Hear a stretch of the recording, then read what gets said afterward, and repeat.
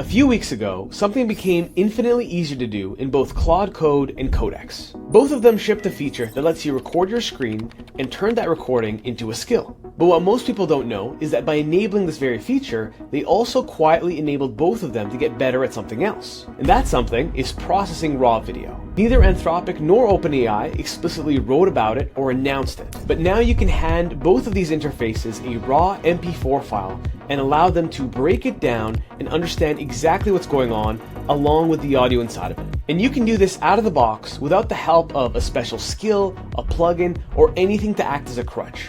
So in this video, I'm going to walk you through 3 different ways that you can take advantage of it and walk you through some example use cases. And one of those is hacking the existing record feature to allow it to watch me look over my shoulder and audit my processes. So if I've piqued your interest, then let's dive in. So just a few months ago, you either needed a skill or a plugin to be able to do something as simple as drag and dropping this singular video file and having both Codex and Claude Code be able to interpret it.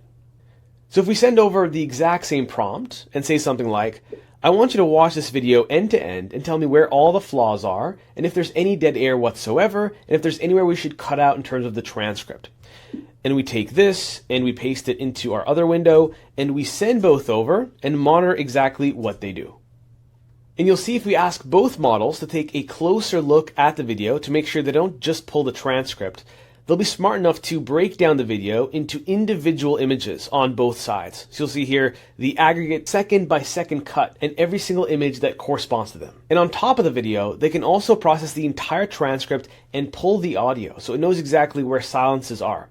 So it can understand every single thing that you say, how you say it, and what you looked like when you said it. Just a few months ago, I had to lean on something like a Gemini because it was one of the only models in the world that could both interpret and create video. But now you can pick up your Codex subscription, your Claude Code subscription, and add no additional add-ons and have them fully understand what's happening in a particular MP4. And while video editing naturally appeals to me, there are a series of other use cases that you'll be able to use for your day-to-day projects. So the 3 ways we're going to use this capability is dragging and dropping a file, like I showed you, then using the record skills, but actually hacking it to do our bidding instead of what it's programmed to do, and 3 is pointing a generic link at it. And it's more than smart enough to be able to go on said link, pull the video, and do this exact same process. And just to make it clear, what's happening behind the scenes when you drag and drop that MP4 file is it will break it down into these microframes, marry it with the audio, then be able to process both of them with its image processing capabilities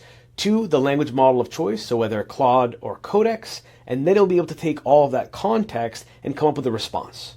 And naturally, because frames are heavy and images are heavy, you'll be able to give something like a 10, 15, 20-minute video, ideally in a lower resolution, because the higher the resolution, the higher the processing power that it needs to put it through the context window.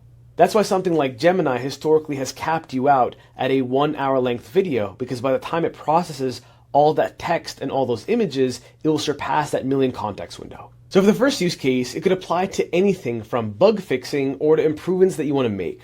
But instead of making the video for someone else to understand and then translate that understanding into requirements for the AI, you can go directly to the AI. So let's say we go through my existing website here, and I went through and I found a series of things that I want to improve. So I would have just screen recorded using something like Loom, and you can use whatever you want. And then you can either feed it the raw Loom link, or if you want to be able to download it, maybe edit and annotate a few things, then you can download that video and feed it as raw input. When you give it that raw input, it will be able to take it, understand everything that needs to happen, and if it has access to the underlying code base, it'll be able to make the changes, make a plan, without you saying a single thing outside of this video's context. So all you'd need to do is go and download this video, and once you download it, you can drag and drop it, or you can give the direct link. So I'll show you both. In one of them, in Claude Code, I will say, I want you to take this Loom link and then go and download the associated video, watch it end to end, don't just pull the transcript, look at everything that I'm looking at, and come up with a list of things we need to do to improve the website.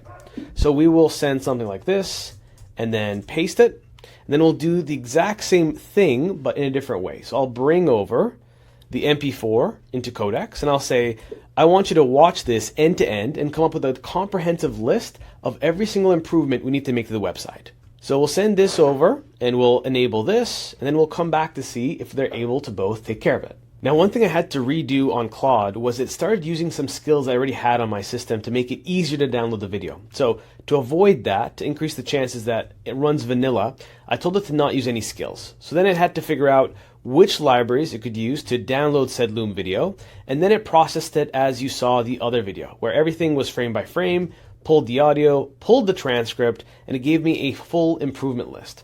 And on the left-hand side, it was able to directly watch the video, see exactly from what timestamp to what timestamp, what specific pieces of feedback that I gave it. So in both avenues, you now have the ability to take feedback, go through a website, give it all the list of what it needs to do, and it can watch it and create its own plan file. And by the way, if you enjoy the way I break down concepts and you want to go infinitely deeper on things like Claude Code and Codex and get exclusive tips and tricks that you'll never see on YouTube, then you want to check out the first link down below from our early adopters community. We offer one-on-one support with our coaching team, AMAs with myself and my business partner, and everyday feedback that we can give you, whether you're starting a business, starting your AI learning journey, or you just want to go infinitely deeper. If that interests you, check it out. Otherwise, let's get back to the video. And what if you want to go from editing something like a website to building one from scratch, and you want to be able to emulate a really nice looking 3D website? Now, if you go over YouTube, there is a 15-step process or some mega prompt that you need to use to create these kinds of websites where you can scroll in and see exactly how you transition from there to the rest of the website. But this is actually very easy to do just with a simple recording.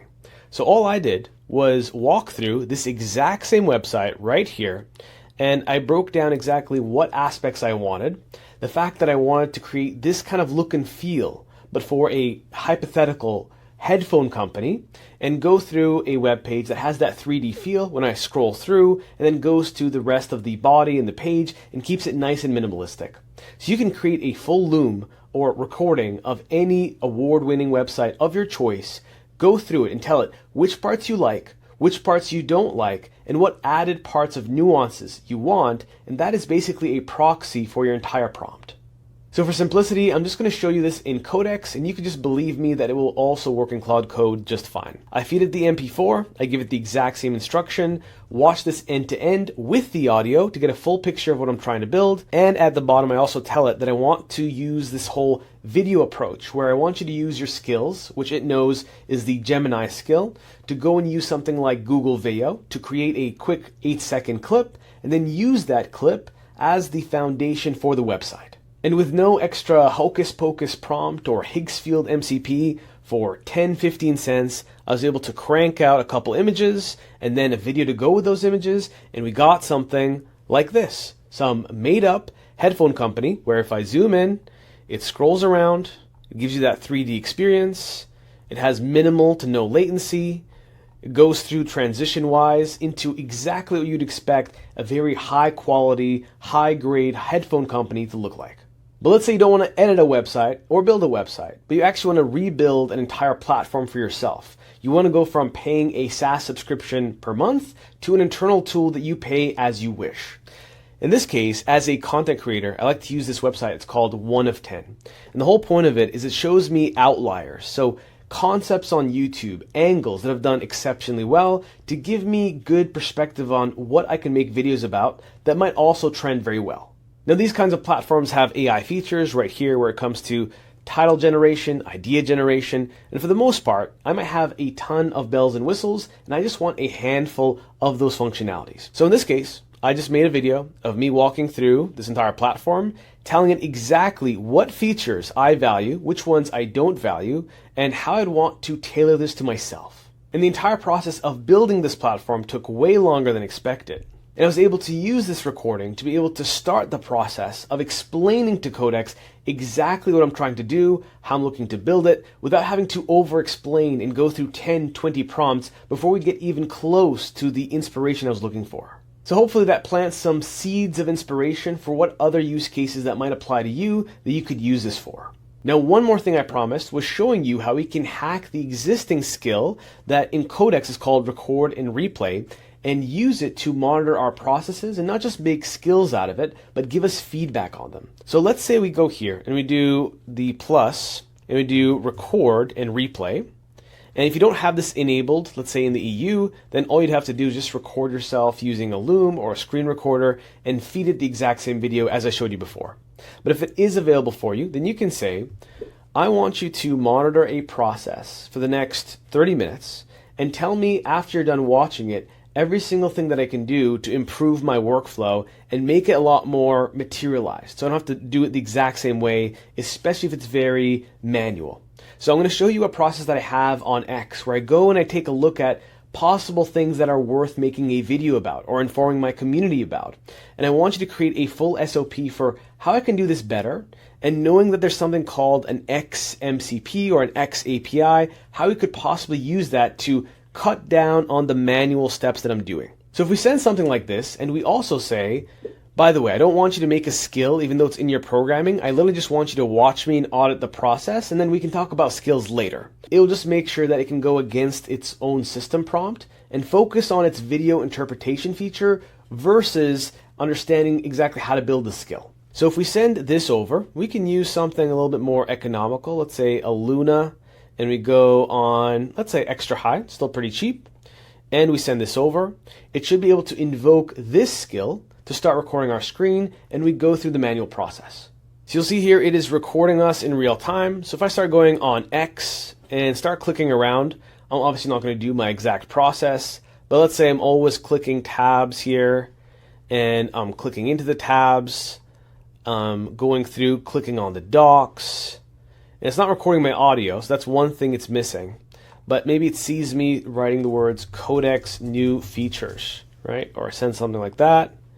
And then it comes back with a series of responses, and I go to latest, and I'm looking at what people are posting. And then maybe I go to Super Grok and I say, give me the top 7 use cases of Codex and Claude code in the past 7 days. And then we put it on something like fast mode, and we send this over. It might be able to watch this and know that because I'm walking through this workflow, it could automate the sending of the request via API. It could automate the sending of those keywords and bring back those search results. And once it has a pulse for exactly what my step-by-step process is, it can emulate it. So if we click on stop here, it'll be able to say, I'm done recording. And now its focus won't be on creating the skill, but creating the SOP and understand what opportunities we have. And you can see once it breaks down the entire process, it maps it out. It tells me what the core recommendation is, how the X API can help me automate this. And you can keep throwing more resources and skills at it. And it could build you the entire process, an entire platform to do this on your behalf, and pretty much anything you can imagine.